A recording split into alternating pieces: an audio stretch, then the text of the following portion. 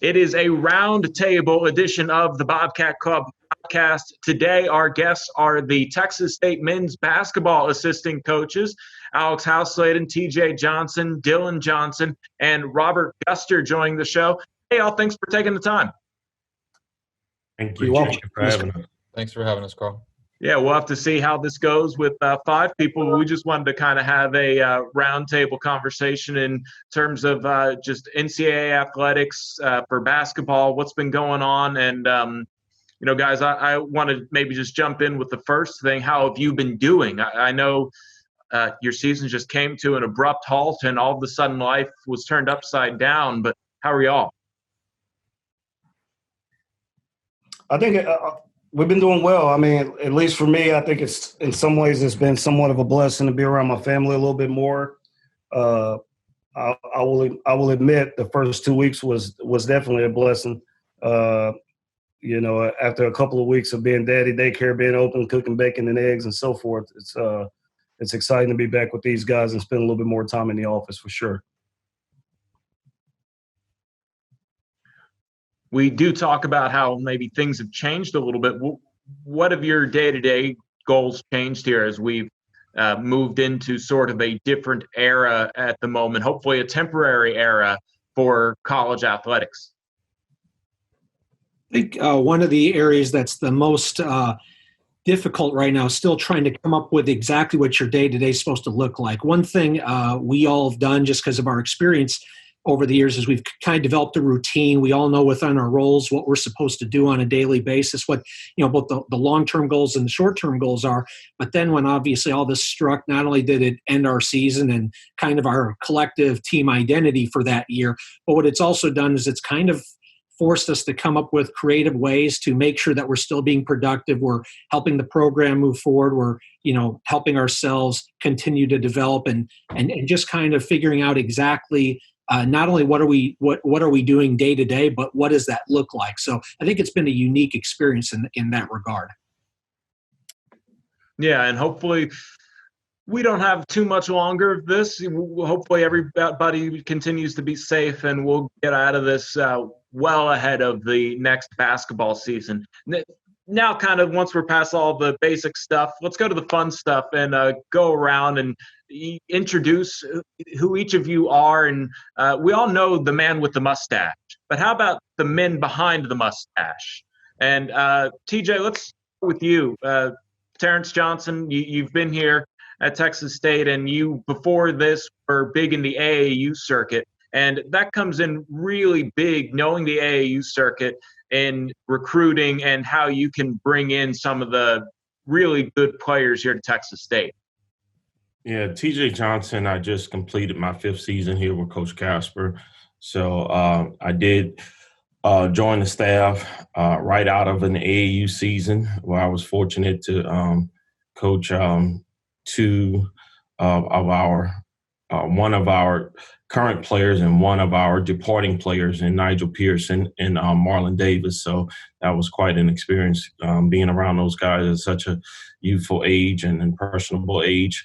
But yeah, before that, I was at Sanford University with Jimmy Tillett, and before that, I was coaching more AAU basketball. So yeah, I've joined this staff and the previous staff that I was on through grassroots basketball. So I have a little bit of a different background than most guys in the business, but I'm enjoying it. I think I've fully adjusted and certainly love my roots, and I'm missing AAU basketball right now for sure.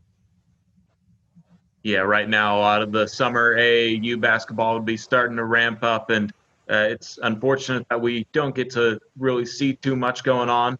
Also joining us is Dylan Johnson. Dylan, you haven't had a chance to talk, but you sort of come from a different cloth as you were in Kentucky with the JUCO team for a little bit. What's kind of that experience like, and what else have you done with your coaching career before Texas State? Yeah, I actually spent a year of NAI in Kentucky at Union College. Was actually fortunate enough to work under a coach who had just come off a national championship. So that was a lot to learn from somebody who had a lot of experience and a lot of success, and especially going into a year where we had a lot of challenges and basically a whole new team. And then prior to that, I spent 2 years in Alabama coaching both men and women and at the JUCO level as well. So I've been around a few different places, but been here for 2 years and sort of have a role of doing a little bit of everything, trying to help everybody out, sort of wear a lot of hats around here. So now, Coach Guster, we move on down to you. We can kind of keep this quiet around the campus, but you came from UTSA, but we're happy to have you here away from those road runners. Yeah, no doubt. I mean, I definitely enjoyed my experience there. I'm a little bit like Dylan from the aspect of it that I also did a long tenure in junior college basketball. I was blessed, man. I finished my career after 4 years of playing at the University of Missouri at Rolla, and fortunately, I was able to get started right away. Frankly, I was in a week away from graduation and kind of deciding whether I was going to go the GA route. I was actually on my way to Delta State, a Division II school in Mississippi, as a GA, and got a call from my former boss and former head coach at Tom Barr at Missouri State West Plains, and I started my career there for 5 years at the junior college route. Shortly after that, worked for Gary Garner at Southeast Missouri State for 2 years, and then I started off started my run in Texas. So 10 years at UTSA, and now just completed my 4th year here at Texas State. Definitely a little bit different to sit on both benches in that rivalry, but I like the bench I'm sitting on now, for sure. And Coach Houseladen, our Director of Operations, you come from a familiar Southland opponent from Hammond, Louisiana, southeastern Louisiana. Could you talk about your role with the Bobcats and how you got here? Well, I just finished my 6th season here. It's been great. I love working with these guys. Love working for the school and working with the players. I'm kind of the guy that does a lot of the stuff behind the scenes that will help make a lot of the logistics easier, things of that nature. I try to support so that everybody else can do their job as efficiently as possible. Prior to that, as you mentioned, I was 5 years at Old Texas State rival at Southeastern.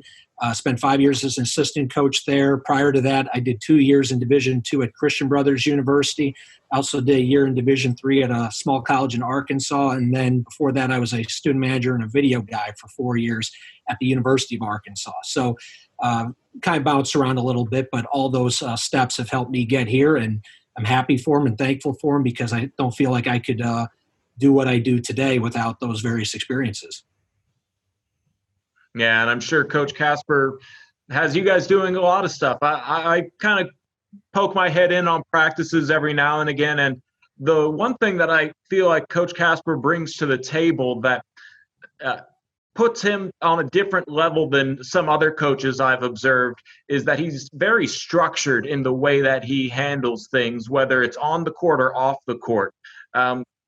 TJ, going back to you, could you touch on just how structured he plays and maybe how that's a draw for someone trying to go from the AAU circuit into the NCAA level play? Yeah, I think what Coach Casper tries to do is he tries to get guys to play in structure early on, and as the season progresses, he pulls back and kind of allows them to have some freedom. For instance, over the last 4 seasons, I think we've put in a secondary break, and that's not a fast break, but a secondary break. If you don't have a fast break, it's something you get down the floor as quickly as possible. You try to get into some flow of offense. We usually run that for about the first month of the season, and it's basically to teach spacing, to teach pace, and to also help guys out with decision making. Well, around month 3 or 4 of the season, coaches usually not saying anything about a secondary break. So I think coaches always thinking that when I was a teacher, they would tell you on the first day, your first week or your first month doesn't need to be, you don't need to be relaxed and loose. They say it's easier to loosen up than it is to tighten up. So I think coach goes on under that impression as he starts the season. He's going to, he's going to keep a tight grip on these guys. And as they continue to earn his trust, he's going to loosen up and allow them to play their game the way that they think that they're most talented and capable of helping us win. And, one of the other things that he really does, Coach Guster, will ask you about this. I think Danny Casper might be one of the most defensive focused coach I've ever met. And you can see that statistically on the basketball court as well. Yeah, I mean, I'll be quite honest about it. I mean, it definitely was a part of the desires of me to work for him. Obviously when you're at UTSA and he's at Stephen F. Austin and you're taking it on the chin many times, you kind of wonder, what are they doing over there? And if you can't beat them, you try to join them. I think that the structure definitely is defensively. I think he gets guys to understand exactly what he wants them to do, especially on the defensive side of the ball. It's ironic that, an old school guy like him in his mid-60s can be, ahead of the curve, frankly, when it comes to defensive mechanisms or skeptics or, whatever he wants to do defensively. I think he does a tremendous job of getting guys to, first and foremost, understand what it looks like to play hard. I think he does a good job of, making them understand, if we disallow teams from doing what they want to do, how much that can help us. So it could be real simple things as far as making them catch the ball 2 feet out farther than they would like and disrupting their offense. So, I think his structure is definitely on the defensive side of the ball. I think he does a great job of teaching and, making that part of Texas State basketball for years to come. Going to just throw this question out there because I'm curious. How much does he maybe reference the Spurs and Greg Popovich? I know that Pop is one of the coaches that he admires in the professional ranks. I think he references him quite a bit, especially from his time when he was at Incarnate Word in San Antonio. From being able to observe their practices, at times the Spurs would actually practice at Incarnate Word when he was there in the 90s. So he references them. He references the structure, the tight ship that Coach Popovich has ran and their success, the way the professionals have worked over those times. He references those type of things to the players. He references the camps that he used to run there as well, and different things that he's taken from Coach Popovich. So his name comes up frequently during the season and just different practices and similarities that they've gone through over the past several years. I do know for a fact that one of the things I wanted to touch on that Coach Casper mentioned to me one time is he's sort of on the Popovich side of the three-point ball is almost getting oversaturated, yet you guys are on the side of dealing with these younger athletes that are watching the Steph Currys and the Splash Brothers of the world go out there. So what is maybe the happy medium between linking old school style of basketball where you might only put up 8 threes a game to this new school where you see people putting 30 threes a game? And how does that reflect in what you guys have to do as a coaching staff? I think that there's frankly an emphasis with Coach Casper throughout his years as a coach has always been to play the game inside out. I think that's definitely something that any big kid that Texas State is recruiting needs to consider. We're always going to try to, touch paint, whether it be off the dribble or whether it be off penetration or obviously isolations in the post. I don't think he has an issue with threes. It just has to be the right threes, in my opinion. And I think that's the main thing. It's nice to shoot threes, but you want them to be good looks. All of a sudden, everybody's trying to maybe start shooting off the dribble, and those skill sets, they take a while to develop. Moving into maybe just the direction that basketball is going these days, the one-and-done experiment seems to be coming to a bit of an end as some of these higher-tier prospects are going to have professional path options, whether it be to the G League through Australia seems to be a popular place. Some other players are experimenting other parts of the world. Now that the talent pool of American high school players is getting picked upon for more than just NCAA. How do you see maybe the game changing a little bit, or at least at the NCAA level?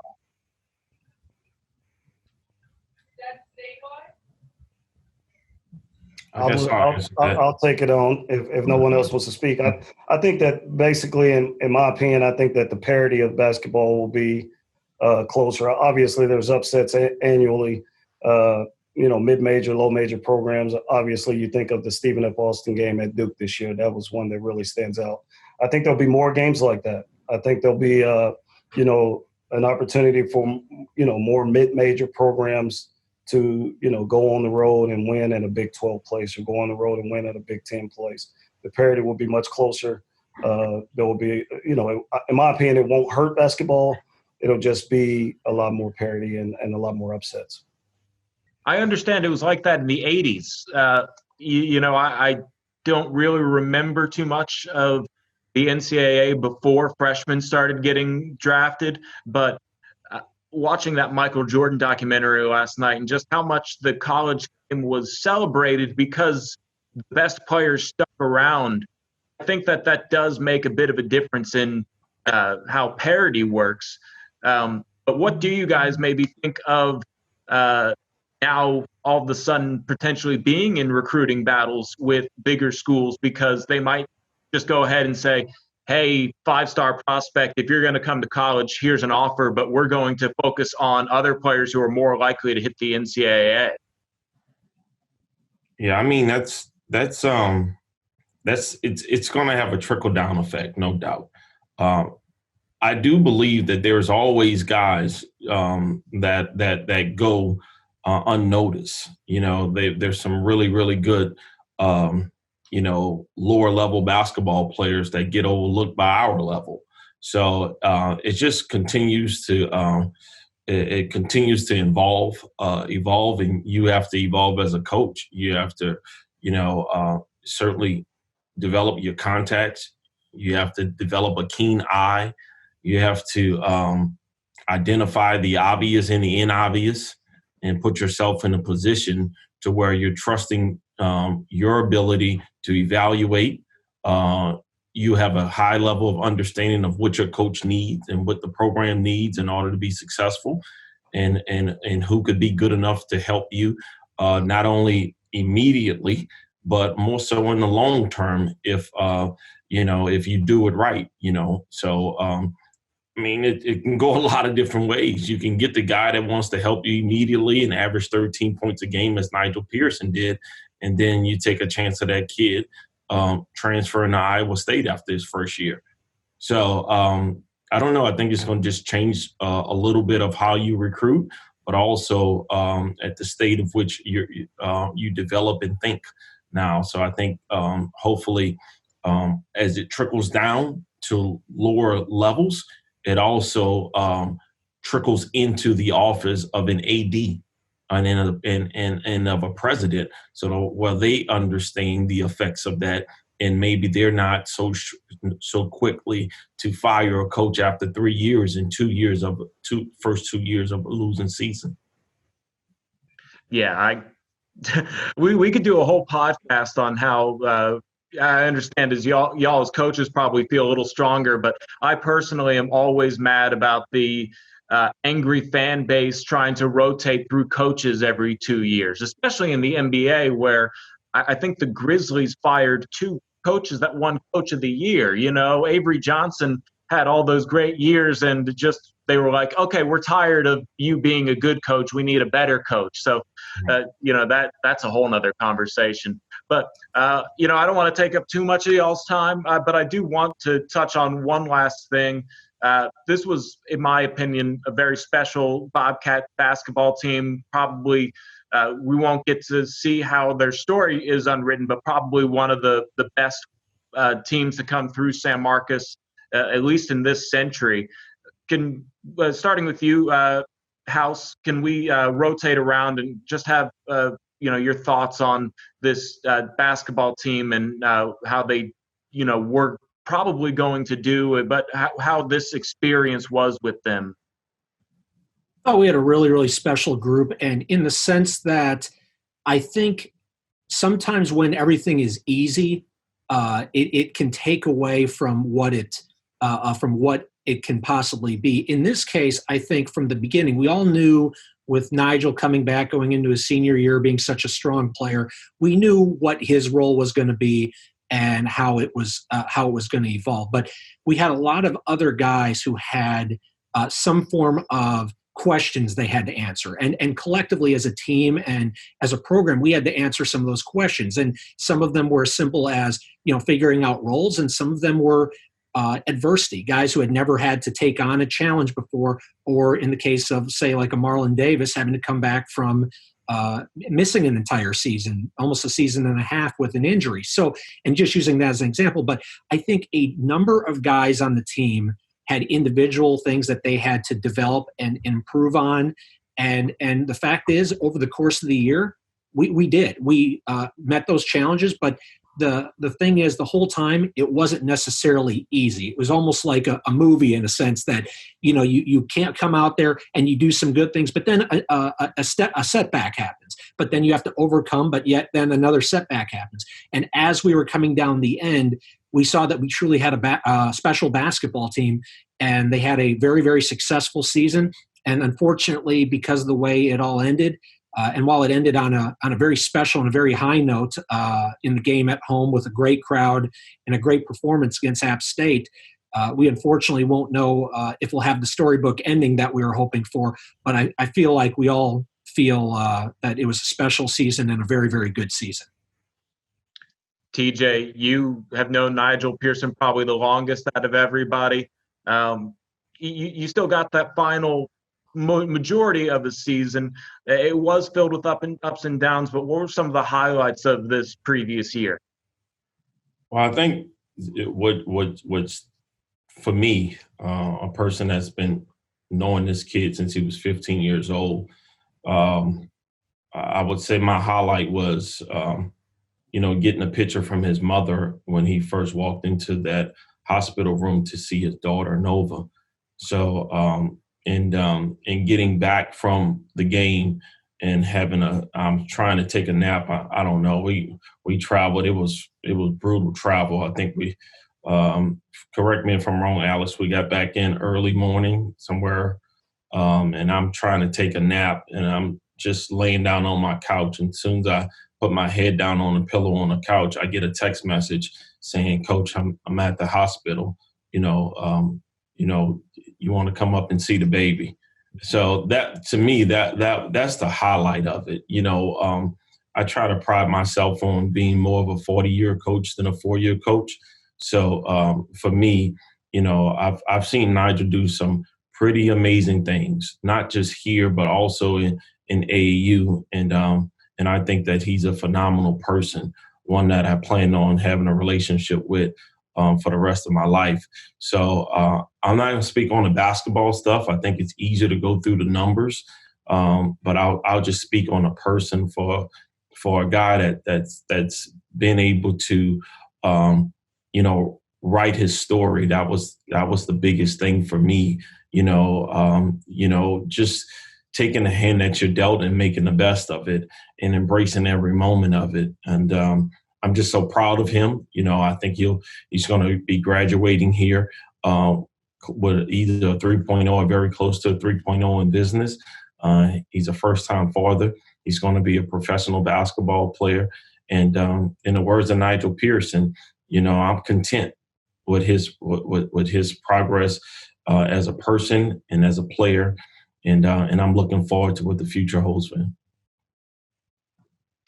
Dylan, what stands out to you in the 2019-2020 season? I think the biggest thing is progression. Going forward with teams, one of the most fulfilling and encouraging things to see is guys progress and improve over the course of the year, when at some points in time they don't even know that they're improving.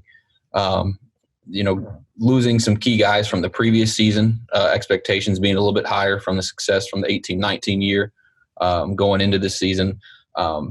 I thought that one of the things early on was, the guys needed to just continue to stick with it. Having a little bit tougher of a non-conference schedule early on, having that thought in the back of your head that, the best basketball is yet to come for those guys. So going from November into, having a tougher December, and then the progress that they made over the course of the months of January, February, and into March, I think that was the biggest thing for all the guys. And I think they can look back on it and see how much they progressed, for sure. I thought that was the biggest thing that stood out from this team.